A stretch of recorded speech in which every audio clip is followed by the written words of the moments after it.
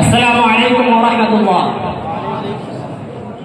মাহতারাম ভাই বুজুর্গ, আমাদের বিপক্ষের দল যাদেরকে গায়রুকাল্লিদিন বলা হয়, তার মধ্যে থেকে একটি মৌলানা যার নাম শুনে নাকি ভণ্ড মনে হয়,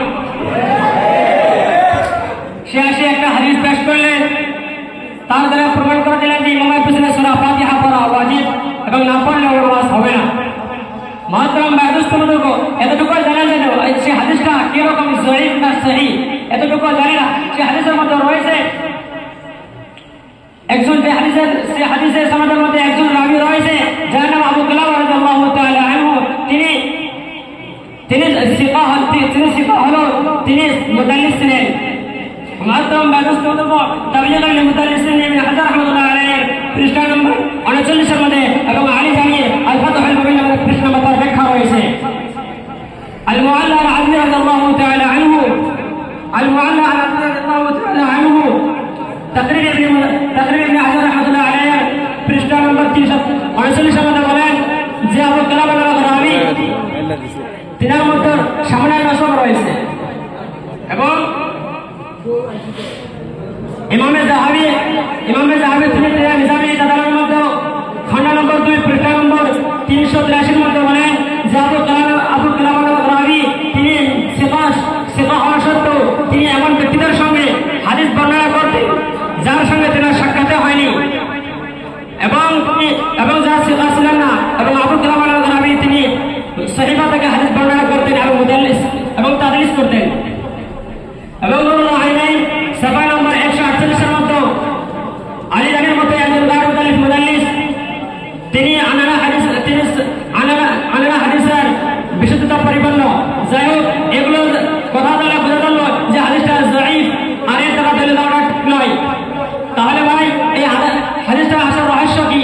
এই হাদিসের আসার রহস্য হলো যে এই হাদিসের হুকুম যেটা দেওয়া হয়েছে সেই হুকুমে যে ইমামের যে সূরা ফাতিহা না পড়লে নামাজ হবে না, হ্যাঁ ভাই সেটা আমরা মানি। সেটা কিন্তু কার জন্য?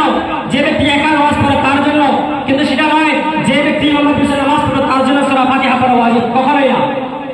মাহতারাম ভাই বুজুর্গ, মুওয়াত্তা ইবনে মালিক বা আলে হাসান কালামের জিলদ নম্বর 2 এবং সাফা নম্বর 39 এর মধ্যে রয়েছে যে ইমাম সুফিয়ান ইবনে উয়াইনা রাদিয়াল্লাহু তাআলা আনহু তিনি এই হাদিসের বর্ণনাকারী, তিনি বলেন লিমান ইউসাল্লি ওয়াহদা, অর্থাৎ এই হুকুম তার জন্য যিনি একা নামাজ পড়েন। তিরমিজি শরীফের মধ্যে খণ্ড নম্বর 1 পৃষ্ঠা নম্বর 71 এর মধ্যে রয়েছে যে হযরত জাবির ইবনে আব্দুল্লাহ রাদিয়াল্লাহু তাআলা আনহু বলেন ইলা কানা ওয়াহদা, অর্থাৎ সে তার জন্য যিনি একা নামাজ পড়েন।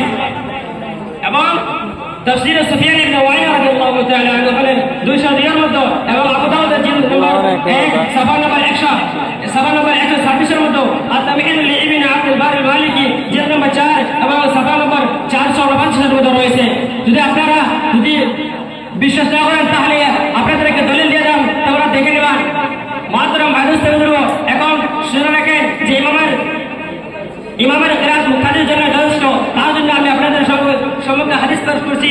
কানা ইয়াকুলু আব্দুল্লাহ ইবনে উমর রাদিয়াল্লাহু তাআলা আনহু মান সাল্লা ওয়ারা আল-ইমাম কাফাহু কিরাত আল-ইমাম, অর্থাৎ হযরত আব্দুল্লাহ ইবনে উমর রাদিয়াল্লাহু তাআলা আনহু থেকে বর্ণিত রাসূলুল্লাহ সাল্লাল্লাহু আলাইহি সাল্লাম বলেন যে ব্যক্তি ইমামের অনুসরণ করে নামাজ পড়লো তার জন্য ইমামের কিরাতে যথেষ্ট।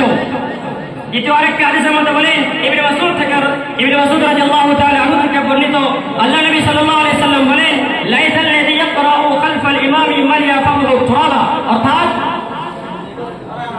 হযরত ইবনে মাসউদ রাদিয়াল্লাহু তাআলা আনহু থেকে বর্ণিত হুজুর সাল্লাল্লাহু আলাইহি সাল্লাম বলেন যে ব্যক্তি ইমামের সূরা ফাতিহা পড়া সত্ত্বেও ইমামের পিছনে যে ব্যক্তি সূরা ফাতিহা পড়লো, আমি চাই যে এক মুষ্টি মাটি নিয়ে তার মুখের মধ্যে ঘুষিয়ে দেয়। মাহতারাম ভাই বুজুর্গ, হুজুর সাল্লাল্লাহু আলাইহি ওয়াসাল্লাম মুখ থেকে এরকম কথা, এরকম শব্দ কথা এই হাদিসে বলা যায় যে ইমামের পিছনে সূরা ফাতিহা পড়া যায় না, সূরা ফাতিহা পড়া জায়েজ নেই এবং মাত্র তাহরিম বলা হয়েছে। মুওয়াত্তা ইবনে মুহাম্মদ ভাই ওখান থেকে রাস্তা